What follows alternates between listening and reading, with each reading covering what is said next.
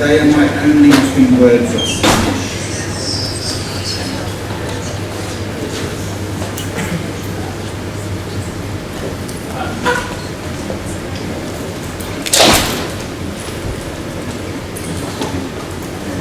Hello, thank you very much, Agesvet, for having me here. Lewis, thank you very much for the invitation. As Lewis said earlier, I've met some of you. I hope to meet many more of you over the next few days. I was invited here to discuss corporate veterinary practice, opportunity or threat. I can cover that in about 2 words. It's what you want to make of it. We've heard a lot already about change, about being ready for change.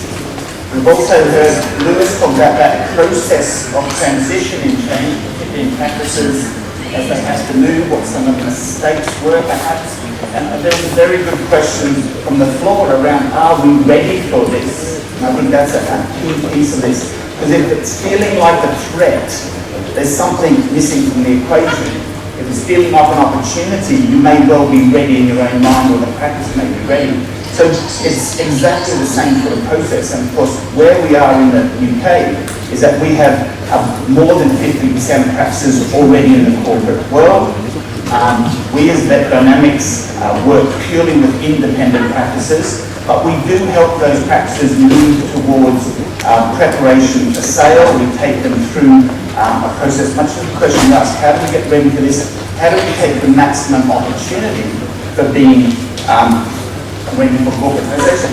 And I said, once we're corporate, we see the benefits of corporatization in structure, career path, people are allowed to retire, people having a pension when they retire, succession planning, raising up some of the other vets and other members of the team into those corporate entities. So there's always very, very good stuff in there.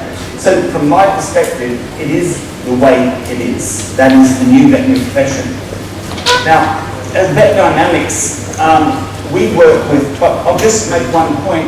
I am a veterinary surgeon, but I'm feeling much better now. Okay? And I'll explain that in a little bit. My main work is working with independent practices. We get those practices together for 2 days every 2 months. We work through a curriculum of business development. We work through a curriculum of personal development. We work through a curriculum of team development. And in that way, we improve practice, improve productivity, we improve performance, and those practices do very well. I want to explain, if I have time today, to take you through a little journey of how we take practices through that, to that point of readiness, is what we're talking about as well. The other point I make on this side of the slide is we owned a veterinary practice until last year. We acquired it by accident, as you do. Okay. It was a business that had got into severe financial trouble. It was heading for a bankruptcy.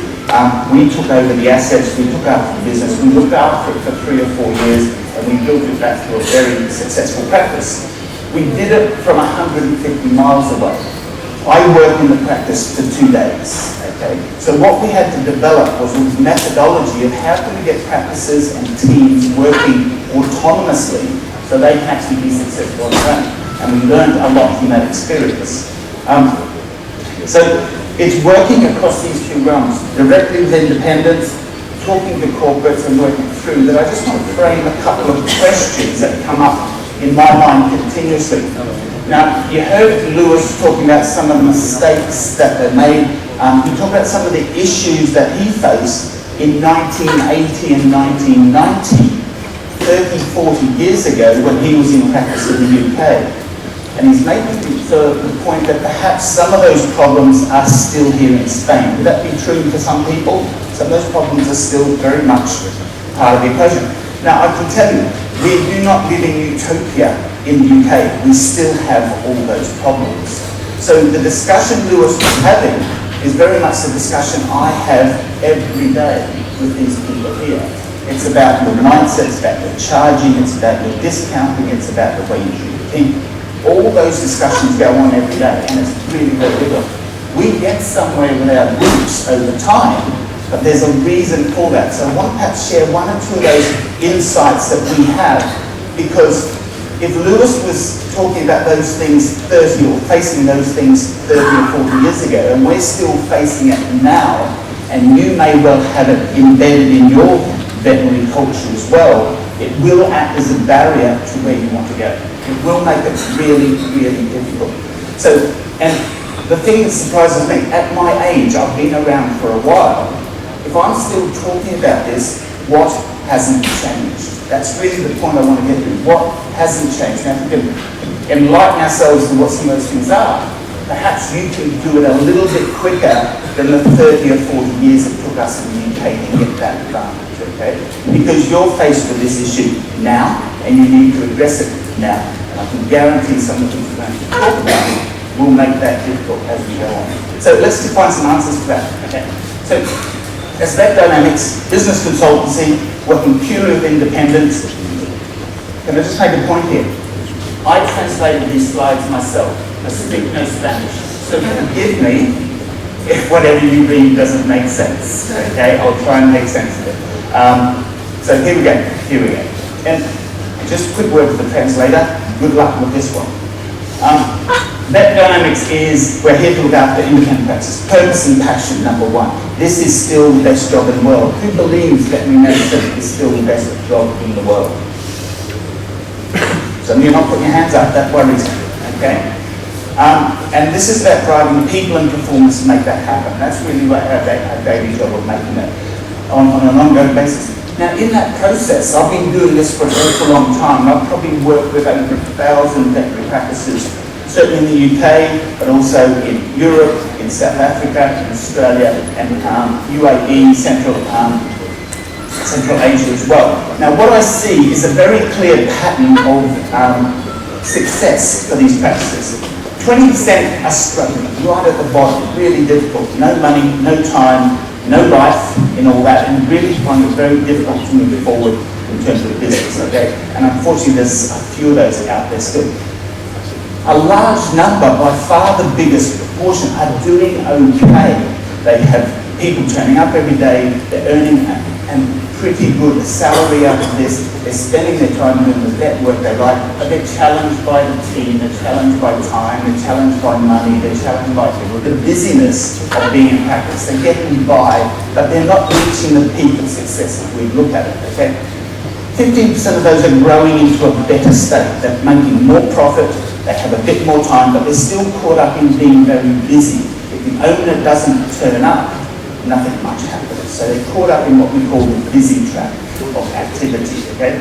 And there's about 5% that are doing really quite well. 5% highly profitable, 25-35% profitability, growing turnover, good teams, good structures, good facilities, and still being independent, okay?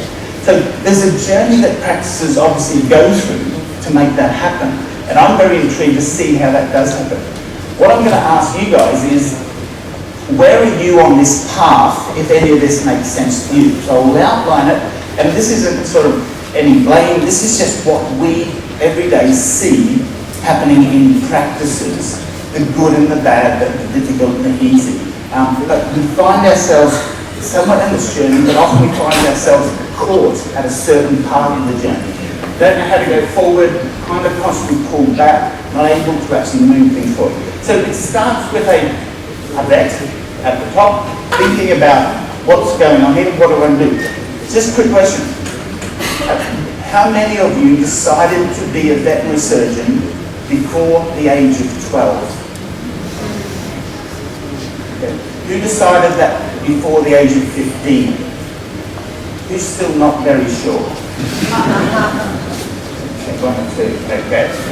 What we do at a very young age is decide that we want to be veterinary surgeons. Veterinary surgeons has a certain persona, a culture that goes with it. It's socially defined and it's very much internally defined. We are very proud of the label veterinary surgeon.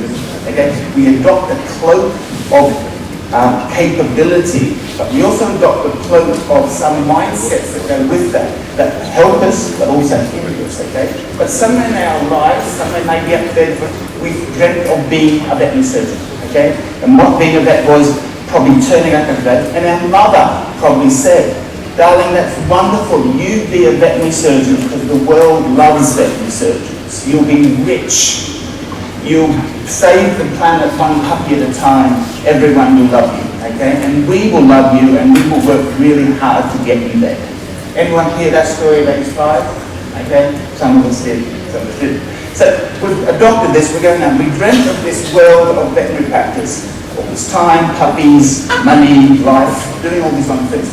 We went to college, we were reinforced with that view of the world. We were told by our lecturers, many of whom never had a job in their lives, okay, that you can do this really high-powered, wonderful stuff, and this is the way it must be done. This is veterinary medicine, you do it in this way. So we learned a high technical skill in this, and we were also given a real sense of autonomy. You can do what you have to do is your right. So we walked into work. Working has three dimensions. How much money are we going to make? Did you consider that? And how are we going to spend our time? How are we going to spend our time? Busy at work or busy out of work with other things, okay? And we had this bit of confusion how that looked. We went into work, okay? So we got our first job, started our first practice, walked into our first business or partnership, and we started up. In that instance, we had probably no money, probably in debt, okay? You heard Lewis's story, he had a mortgage, he had to rely on his wife's salary, okay? We had no experience, we had plenty of time, we had no clients, okay? But we had this sort of still wonderful, innocent vision of being a veterinary surgeon, okay? Anyone remember that? It's still there somewhere, okay? And then we worked through this phase. We have to go through this startup phase. We're going to get to break even, work really hard at this, and see anyone that walks through the door, do anything that they ask us to do, and just make it, and discount like crazy, because we want everyone to love us, okay? This is really how we drive the system. But it gets to this survivor stage, a stage where we're in business, having earning enough money to have nothing left at the end of the month, but we're happy doing our job, okay? We need to move on from that. Now, what happens, and this is that one concept, some people get caught up there. Now, everyone has to go through this, but some people stay there. And that's a mindset at work that traps people. In fact, it's a mindset that traps people all along this journey. It's important we define what that mindset is, because if you're not aware of it, you're a victim of it. Okay? Is what we want to move people. At least be aware of it. Now, we want to move on. We want to get over this line here. This is the money line.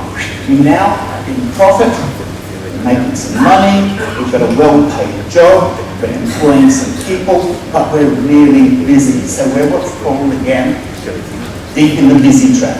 Okay? The hamster wheel is turning, but the hamster's not very well. Okay? So we're moving through here.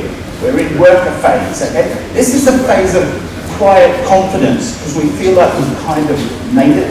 This is good, I've got my practice, I'm working hard, I'm doing the right thing, etc. So it's a good place to be. However, it's wearing, it's hard work.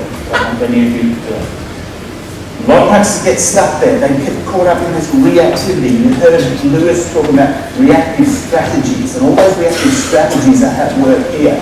You're trying to get clients happy, you're trying to keep the team happy, you're trying to keep your husband or wife happy, you're trying to see the kids occasionally, you're trying to learn new veterinary medicine, and you get caught up in this reactivity. And you have one bad week, and most of you are 30 days from bankruptcy. Okay? Most of the time. It's not the end, but we're still doing okay. I want to move on from there. I want to get into this managing a business stage. So we need to put business structures, marketing structures in place. Okay, that's a further stage. And then eventually, and we can get caught up there as well. It's caught up in the area of success. It's the golden gloves of success that keeps it. But again, really, really busy, because now we're managing people. The biggest problem of all, we're managing systems, managing ourselves. And if we haven't done some of the things back at the far end, we get caught up in. And then eventually we learn leadership skills, we get teams together, we develop good teams, and we move on. And of course it's here we should be considering exit. So back to your question earlier, are we ready? I would suggest there is ready at the top. Okay? Very, very few practices are there. Where a lot of these groups are buying from what we're seeing in the UK is here. Because this is where people are saying, too hard, I don't want to do this anymore. Okay? So there's a danger that the corporate takeovers, the corporate buyers, are buying practices that still need a lot of work. And then they're compounding those into a big pile of practices that need a lot of work. our experience so far in the UK that a lot of the corporate groups haven't done that work yet. They're working on it. So they don't have good back-end structures. They don't have good management. They struggle to get all their practice management systems the same so they can extract data and start to analyse some of this stuff. They're not particularly focused on the people. Some of them, and I would make the point, not all corporates are the same. So this general word corporate is dangerous. They all have different strategies. Lewis described this earlier. They have different market positions. They have different ways of doing it. They're all in a learning phase, though, of actually managing their own strategies. So that's the journey. I want to sort of illustrate a little bit more of that in a minute and walk you through. A couple of things come up. Because practices get caught up in this journey, particularly this lower end, we see too many vets working far too hard, for far too long, for far too little return in terms of time and money because of their inefficiency, frustrations, or profitability in the business. Many of the things Lewis talked about earlier as well, which, whether you're independent or corporate, we do need to address. Okay, so we're not addressing this is a threat. Okay, we start to address it, it's an opportunity. Okay, so here's what I would say is the opportunity for all of us. Now, if this is a workshop, I would sort of put you into groups and I'd say, right, discuss what are your business challenges? What are you faced with every day? What are you going to deal with every day? What's your frustrations? Okay, and you come up with a list, no doubt, a very long list. Okay, is what we've come up. It would probably look a little bit like this in terms of what some of the things come up, and there'd be a lot of other things on there as well. Now, I've been doing that exercise in workshops, and I'm sure you have as well, and I'm sure you have as well. That list stays the same. The list rarely changes. We just add corporate to it. Two things about the list: it doesn't change, and it's outward focused. The main point of this list is everybody else's fault that we're struggling in business. Okay, so there's a tendency to get to a blame situation. It's what we call slightly below the line thinking. Well, I'm doing my best, but it's the banks, it's the economy, it's the demographics, it's millennials. It's their fault. Okay, and then we have sort of internal. We don't have time for the systems. We're too busy, etc. So there's sort of a thing going on, and part of this I just want to shift the focus of where we can actually take this as an opportunity. How can we lift our thinking to make opportunity with part of this, okay?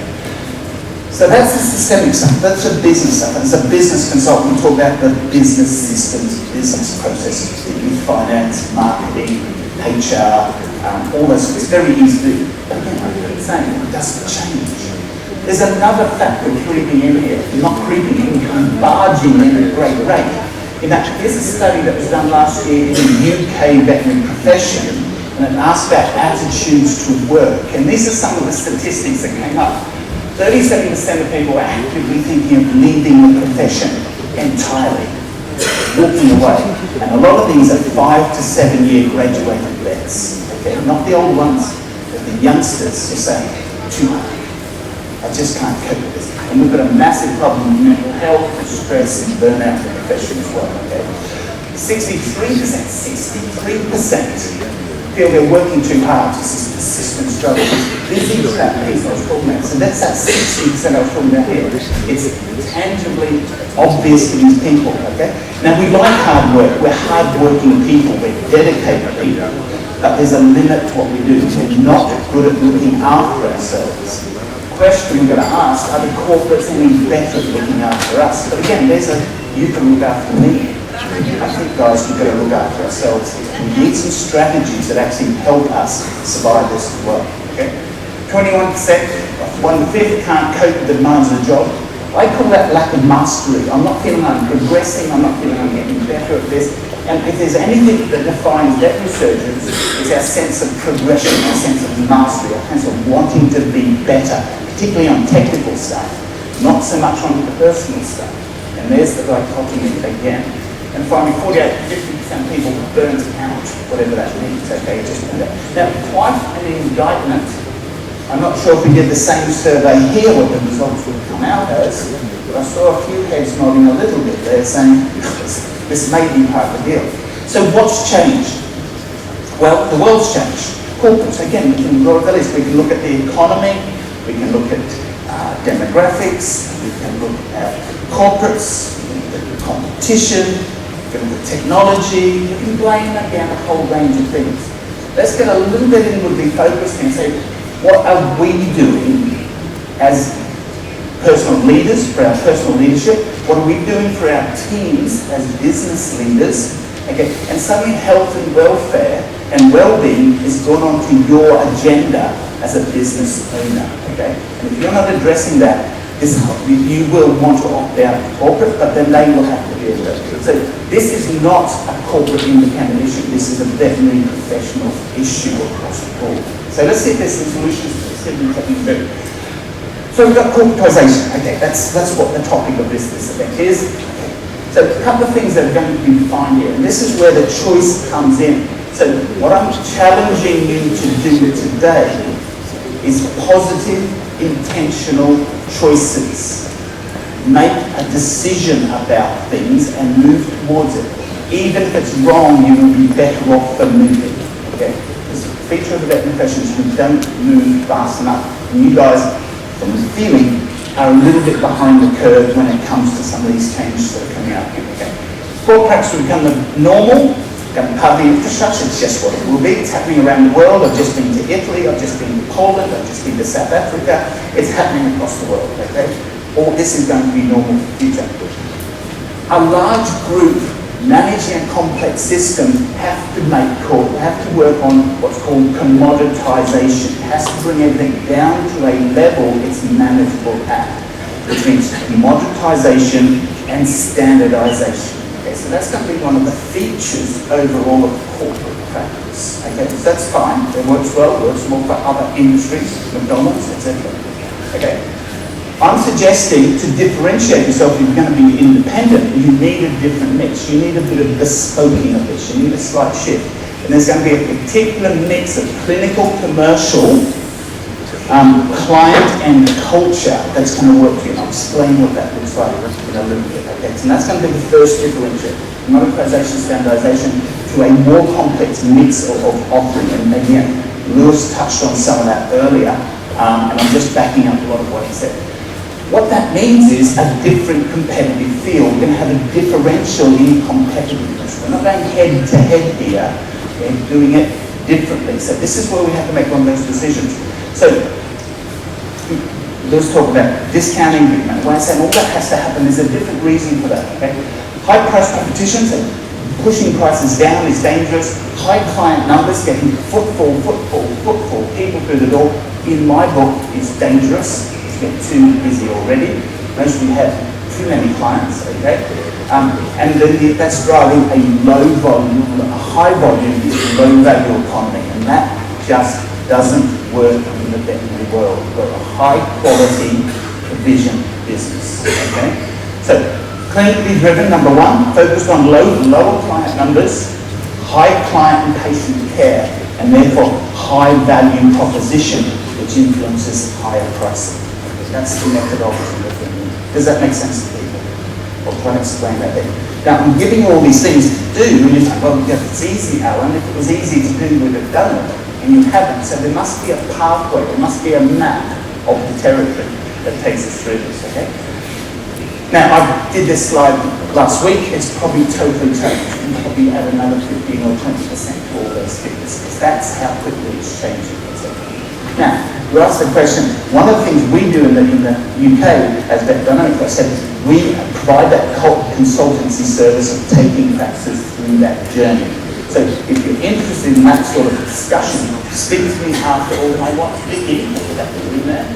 She's one who deals with that, so we can actually talk about those with this. Okay, so what are the corporates after? Because that's an interesting question.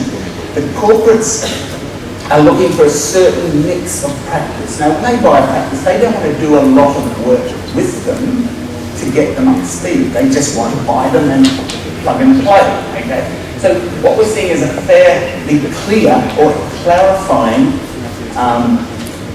profile of practice that they're looking for at the moment. Initially, and that's what may happen here, initially they bought anything. As I used to say, anything that had a dog in it, they'd buy. Okay. what they're looking for. But what we're seeing now is the higher value practices. Practices turning the vets producing high amounts of income, so over €300,000 per vet per year, quite high volume. 3 to 5 vet practices we see as a more ideal, sustainable. So the smaller 1 vet practice, 1 and 2 vet practices are harder to manage because they're more dependent on the owner than the systems is one of the problems, okay? So part of this is looking not just to sell, and I'm not saying this is looking at, this is for sustainability, because they've kind of worked out this formula. Self-contained sites, as in central sites with all facilities in it, so that the X-rays are all sounds that are high profitability, so net maintainable profit of above 15%. Okay? The average profitability of a veterinary practice in the UK is about 5 to 7%. Okay? Quite low. That's when you include proper salaries, etc. Okay? You've got specialists, so you've got your orthopedics, if you've got your cardiology, you've got your ophthalmology, those specialties bring in the bigger monies. They like those as well. Okay? Investing in CPD and development. Night service, you don't have to have one, but the use of one, if they can re-divert your night work to their service, that's extra income for them. Either they can re-divert your referral work back to them, that's good for them. So that's kind of what they're looking for, that you have this extra generosity, even if you're not getting it now, but you have that sort of money. Good location, obviously, populated, good total household income, good demographics. So where practices are not selling in the UK's mid-Wales. Mid-Wales is very, very rural, okay, and not very well resourced with roads and other systems. Very much mixed practices, etc. there. And they're finding it more difficult, okay. Here's the key to it though, here's the secret, that the business is not reliant on you to be a business. If you're the main fee earner, if you're doing all the management, if you don't have a management team around you that supports you, so the business can run without you, you will be locked back into that process, most of it, okay? So you've just got to be careful. So this is one thing we do at Economics, we're building management teams into practices now, then they have so much more choice. And the choice is I could sell it, but I can keep it, and it still brings in the revenue. It still pays me the wage, okay? And then I can choose to do more clinical work, I can choose to play more golf, I can choose whatever I like if I have a business. And this is what we developed with that practice that we work that I've done about. And of course what they do like is good modern premises that work. So, kind of our overall strategy for independent practices is what we look for. And this is purely on those differences of ways of working. Is number one, you need to be constantly focused on revenue growth. Okay, we've got to keep growing. Sometimes to optimize a practice, we have to draw back and reduce revenue before we can take it forward again. So sometimes we need to consolidate, but optimizing revenue and then maintaining profit. And the maintenance of profit is around the 15 to 18% mark, okay, after salaries and after rents. That makes sense to people? Okay. So we have a clear formula on how that looks and works, okay? We also do a massive amount of analysis on accounting and the practice management systems to make sure we serve. I'll show you some examples of that. Optimizing the practice value, not just through cost control. So what a lot of corporates do with commoditization and standardization is bring the cost of service down. So they cut costs, okay? They're not very good at, certainly not yet, of increasing revenues. They don't know how to manage productivity. Productivity is something that happens inside a vet's head, okay? And they don't really understand what goes on inside vets' heads. No one does. Okay? That's the problem. That's the difficulty, okay? So what we work on, cost optimization. If you cut costs too far, you cannibalize the business, then maintain high productivity. So that's about the vets feeling safe, feeling supported in their own businesses and helping them to do better work. Okay? It's also about some of the mindset shifts that we have to do with that. As an owner, you've got to put your money in. You've got to borrow the money. You're the ones that have to stump up the money. Okay? So you have to take a personal commitment to investment in this, etc. With that, you have to have engaged staff and team. Again, this replicates what Lewis was saying earlier. Really important. So there's a kind of a four-way grid here, which I'll share with you now. The thing about independents is they're terribly alone out there. We're isolated and we don't get together. So until we come to an event like this, we suddenly get to see, feel a bit of community. But most of the time we're in our own practices, in our own four walls, squeezing anal glands and not really seeing what the rest of the world is doing. Okay? We're isolated. Whereas corporates now can create community. Haven't yet, but they will. So community is a really important driver of performance. Okay, so I would suggest as independence, this Agesvet is a very, very good thing in terms of building community and keeping that together. You should work on that a lot more. Okay, you've got to stay motivated. You've got to stay flexible, not fixed and depressed. That doesn't work well. Okay, so there's ways and means of looking out for that as well. So the focus here. Client and team engagement, number one, much as what Lewis said. High quality veterinary medicine. High quality driven by higher prices and proper financial structures. Obvious, isn't it, Alan? You don't have to. Why did you get me up here to tell you that? Maybe it's the next one. Okay.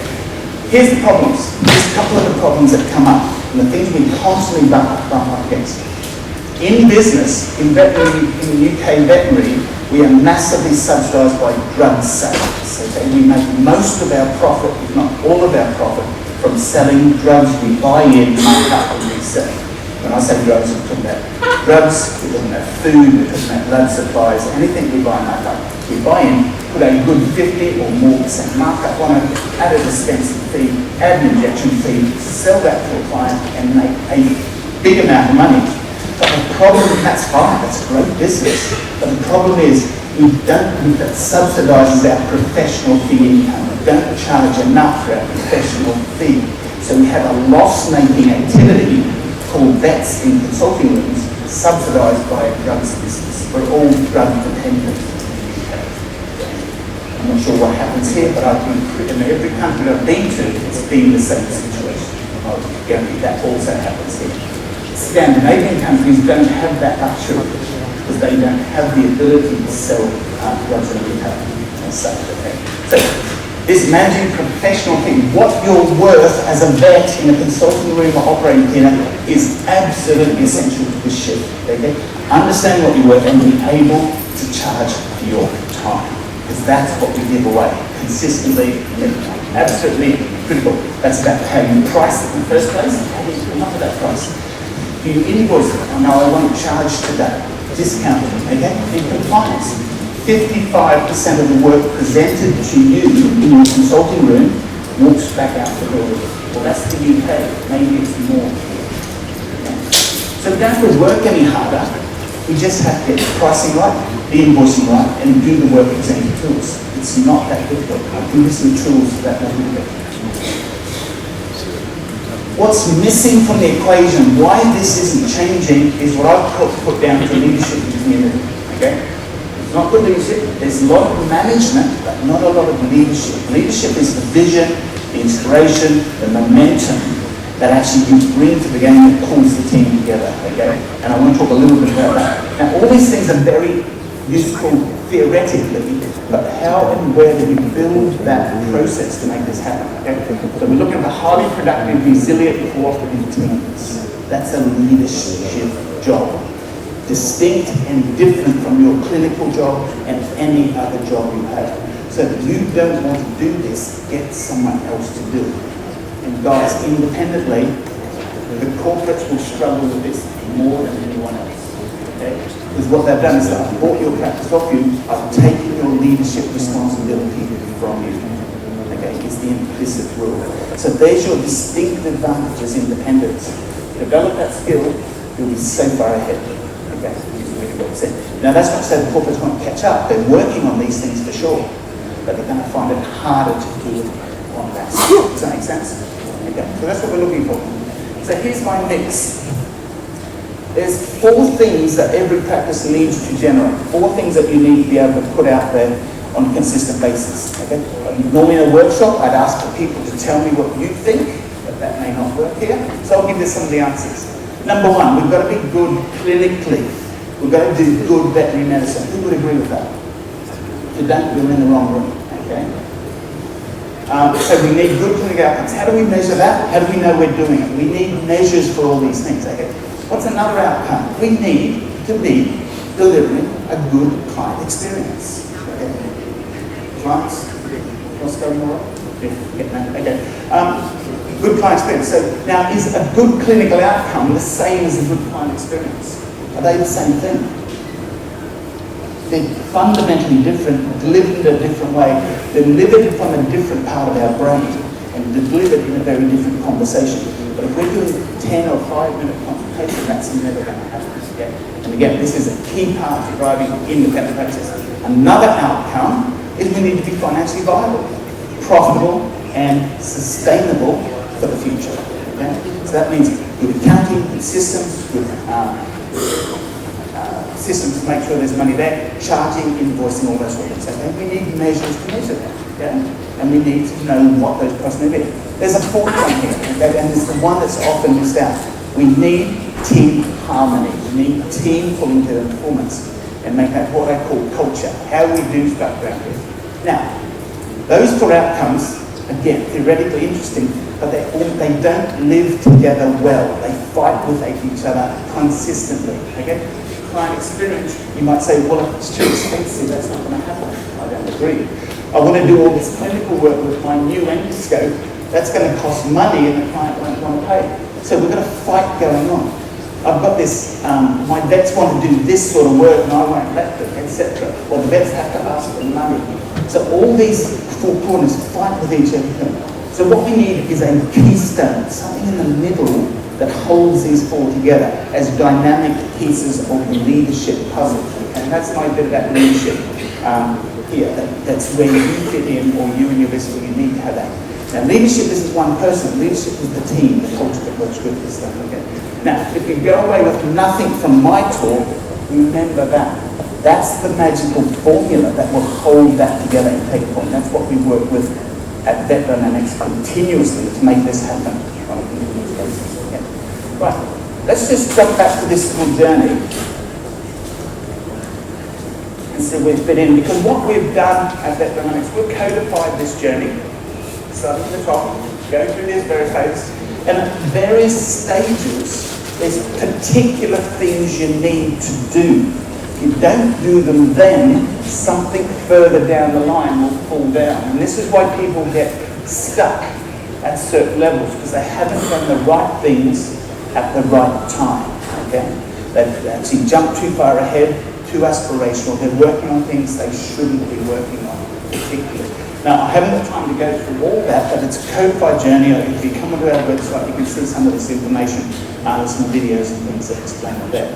But I want to sort of touch on a couple of the key places we get stuck, because this is what's going to hold you guys back when you have to make these decisions, okay? And what you can do with this is review where your business is at the moment. So if you want to have a further look at this, go onto our website and you can actually do this as a profile online and actually start to see where your business is. It's in English, but that's the best we can do for that. We can translate it otherwise. So I want to walk through this. Let's see how we go.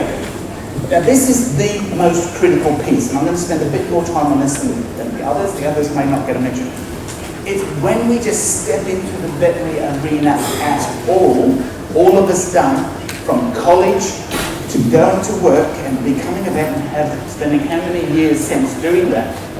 There's a fundamental piece of work which I've already touched on. Okay, there's something around why we do this, the vision we're trying to achieve, why that's important, the mindset we brought to this, some of the stuff that we actually think about that drives our behaviour deeply. And I know some of you work on this, and this absence of commercial values, this absence of commerciality.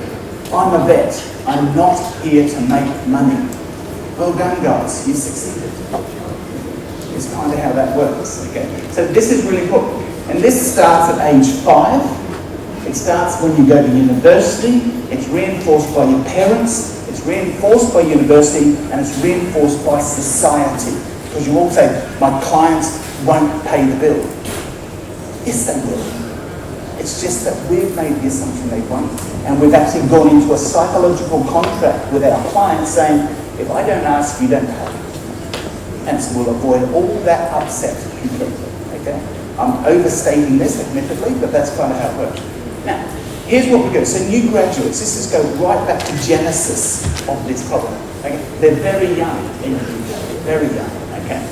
Like I said, plenty of time, because they've graduated from school, they've got nothing, they've got a job to do, coming to work, they've got no money, or they're deeply in debt is the biggest problem with them at the moment, okay? So they have an obligation for that. They have no plan. The only plan they had in life was to become a veterinary surgeon. The day of graduation fulfilled all their dreams. Now they're standing on the other side of that going, now what? Now what do I do? Oh, I better get a job. To do what? I'll just get a job. I just want to be a better vet now, okay? So they start to reinforce that process. They have no experience, so they're living with the imposter syndrome all the time. What we've been taught at university is certainty. All our lecturers said, you must do it like this. If you do this test means this. If you do this, we try for certainty. Temperamentally, we want certainty. Our clients come to us because we can offer them certainty around their sick animal system. Will that be the case for most of us? Okay. And we live in the most uncertain environment on this planet. Okay? That is the difficult we're facing. So our one and only job is to reduce uncertainty in our own minds. Real Canon people talk about that volatility, uncertainty, chaos and ambiguity. That's what we're faced with all the time. But we've been trained not to deal with it. We've been trained to expect it. Okay? And there's the dichotomy we face with that. Okay? So learning to deal with uncertainty for ourselves, for our teams, for our clients, really difficult job to do, and it's a learned skill most of us haven't learned, because you've got to this age and you've figured it out. Okay? High on hope, high on ambition, focused and energized, really keen to get really annoying people. Okay? Ambitious, optimistic, etc. Now this is what I call the innocent or the idealist. Okay? They've still got this picture in their head of what veterinary practice should be like. Puppies and kittens, lovely people, world loves me, my mother thinks I'm wonderful, I step into work, oh, bugger me, look at this, things die, I get into trouble, the boss wants me to make money, the clients don't always appreciate it. I've got all this uncertainty to deal with. I'm working in a 10-minute consultation process, my brain doesn't work in that way. All that stuff, we create that difficulty. And we've got a lot to work through it, but more than 40% are leaving within 3 to 7 years. Okay, we're burning them out. And what a lot of new graduates, I hear there's something around recruitment coming up, and what a lot of new graduates are opting for corporate jobs is because of the support mechanisms they're offering. Now they're clinical support mechanisms, not personal support mechanisms. Again, I think you can make a difference by offering a different support mechanism. It's with clinical, for sure. But if you can offer some sort of personal support mechanism for these people, that could make a huge difference, okay? So, we've got to actually embed some stuff quite quickly here. We've got to get into the clinical understanding, that's what they want, but we've also got to get this commerciality and personal development piece as well. Okay? Here's the 4 things that we struggle with, okay? They have a lack of clarity and mission, a clarity and purpose. What am I doing this for? Okay. There is a low mental emotional resilience, therefore this inability to adapt to change. I don't know if you've heard the concept of fixed mindset versus growth mindset. Okay. We've been trained to have a fixed mindset because we've been trained around certainty. It's a left-brained activity that says, this is the way the world is. This is the way veterinary medicine is. Stick to the rules and you'll be okay, except there's no rules. Okay, that's what we're stepping out of here. Okay. This almost positive deselection of commercialism through university. Okay, you are not in this to make money. The society company, you're a vet. You shouldn't be making money from this. How dare you ask for money? Okay, and then this unavailability of resources, support, and capability. And I talk about state because all of this stuff is a physiological and psychological state of activity, okay, that we need to foster in our businesses. And for you to do that, you've got to foster it in yourself. So it's a big shift we're talking about here. We keep doing what we've always done, we're going to get far less than we've got in the future. So, Here's our recipe for making a bet. This is how the world so described that we're going to, okay, this low resilience, low supported, fixed mindset, inflexibility.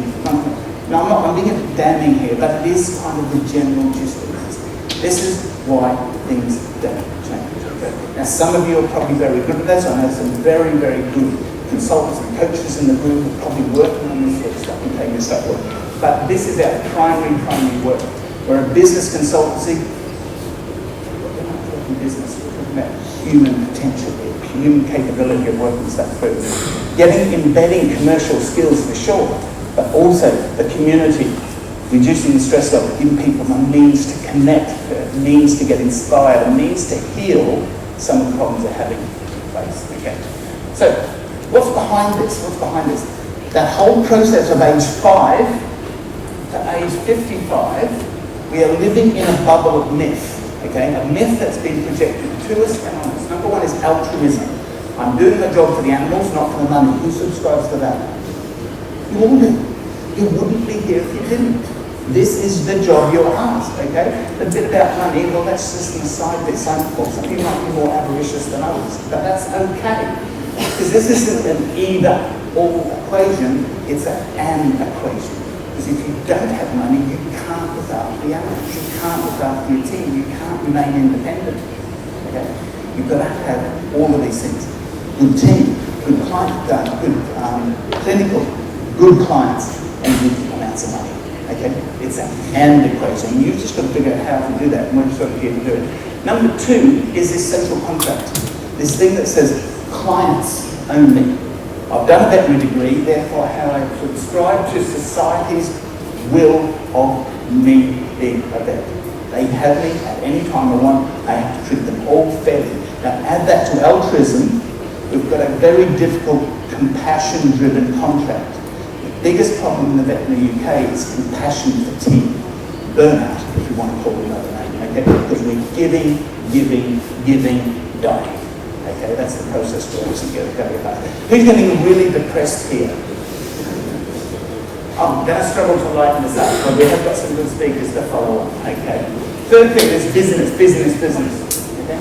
We drive our abstraction from this through business. If I just keep busy, I don't have to think about it. Okay. If I don't lift my head from the consulting room table and don't think about this, it'll probably all go away. Okay.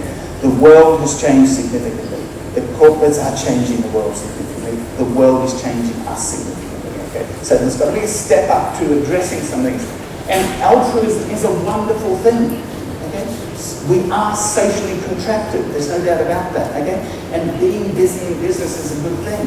But watch the boundaries. Watch the boundaries of this. Don't go full tilt into this and give yourself a debt. Okay? So there's my sort of ask for that.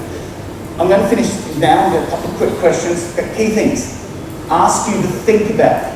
Is your thinking style around everyone else's problem? It's not me, okay? Don't want to know. I'm not going to lift my head. I'll just keep busy. Is it around that? Or you're actually taking ownership, accountability, responsibility? Your question, are we ready for this? You're ready when you take ownership of the problem. You're ready when you take accountability and responsibility for your own team, your own people, your own business, okay? Think about this one, okay? It's an and equation, not an either or equation, okay? Money is like oxygen. If you've got enough of it, fine. When you run out, life gets really difficult, okay? It's not having too much of it either. You need enough of it to make the business work, and we know what that equation is, okay? And number 3, just stop the busyness, okay? Lift your head occasionally, pull back from this and invest in things. Most practices are too busy to look after their customers, practice good medicine, to make any money, to look after teams and themselves, okay? So I ask a lot of people, and a lot of people ask me, how are you doing? And this is what's the answer? I'm really busy. That's not the answer to the question, okay? Busy just means busy. It's nothing to do with profit, success, well-being, or anything else. It's just busy, okay? So just be aware of that. So moving on from that, how do we address some of these? I'm going to stop there.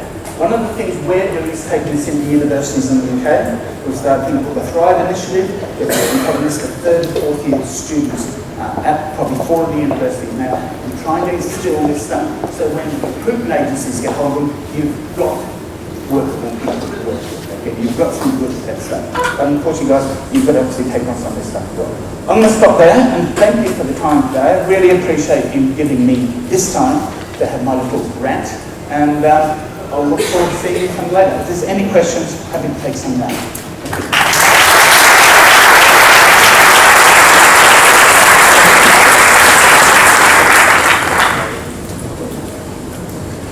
Any questions? One over here. Is there a microphone? Thank you. Can you translate this?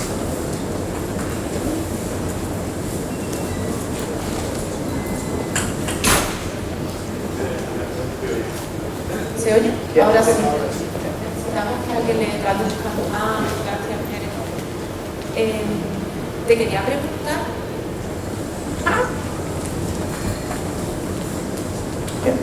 Sí. Te quería preguntar. Yo veo este tipo de proceso de asesoramiento que tú haces como una aceleración en el tiempo, una ayuda a pasar de una fase a otra, ¿no? ¿A qué velocidad o cuánto aceleran los cambios? O sea, ¿cuánto piensas tú que un veterinario o una práctica que contrate unos servicios de asesoría de tiempo, cuánto tiempo se ahorra? No sé si se va entendiendo, ¿no? Gracias.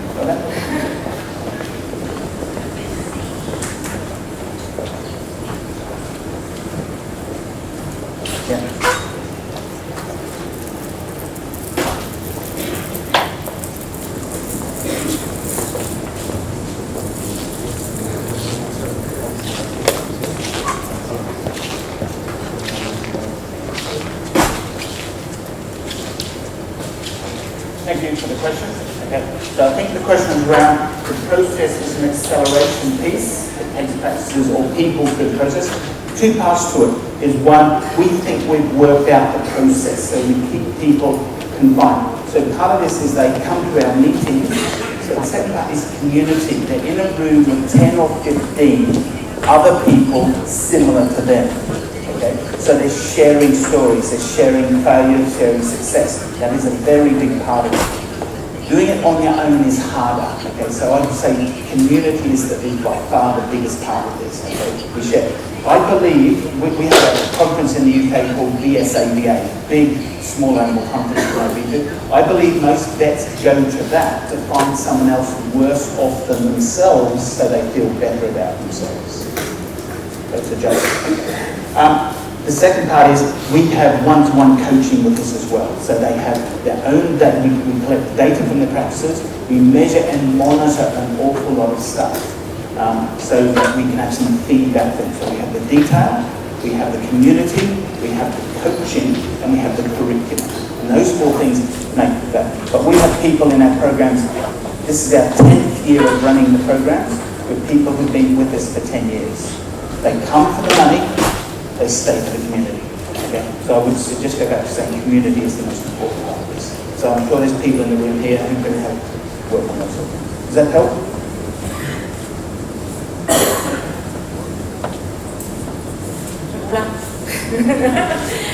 More or less. Speak to me later. Thank you. Okay. Thank you, thank you very much.